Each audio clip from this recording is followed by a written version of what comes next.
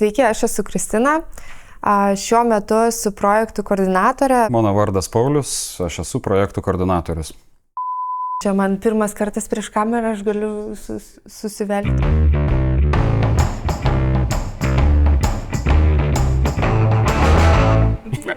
Nepasiruošę. Čia būtų vertina dabar.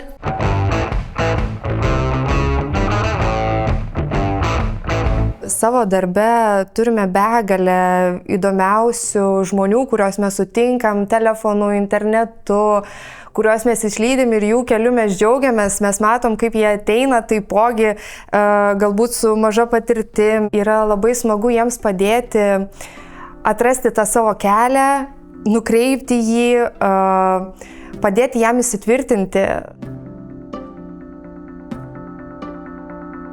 Aš gal sakyčiau, tos įtampos būtų daug daugiau, ar to streso galbūt to paties būtų daug daugiau, jeigu nebūtų komandos. Jeigu dirbtum, ar komanda būtų mažesnė, arba dirbtum vienas, tai padaryti kažką, jeigu viskas eina, jeigu viskas standartiškai ir jeigu viskas tvarkingai klosto, sakykime, gali ir vienas kažką padaryti. Bet ko vėlgi, man tas komandinis darbas visada patikdavo ir patinka. Tai ir čia matant, sakykime, vėlgi, tas stresas sumažina visą komandą.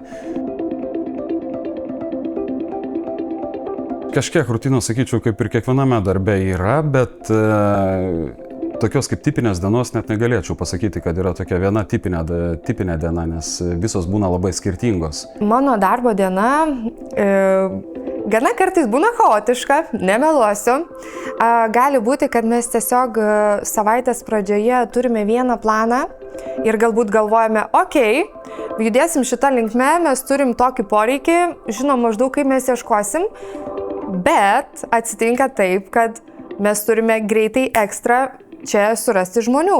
Bet man tai ir patinka, kad savaitės eigoje, nors atrodo, tos dienos greit prabėga ir nėra jų labai daug, bet penktadienį ta visa dėlionė, sakykime, jinai susidėlioja į vietas ir penktadienį galim ramiai išeiti namo, žinodami, kad tą savaitgalį ar to savaitės darbai yra pabaigti ir pirmadienį pradėsim iš naujo.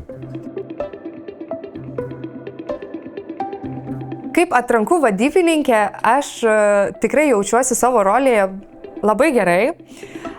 Tikriausiai pirmas dalykas, kas ir atvėrė tas duris ir pirminio pokalbio metu, kai pačią mane įdarbino, tai buvo komunikabilumas ir laisvumas.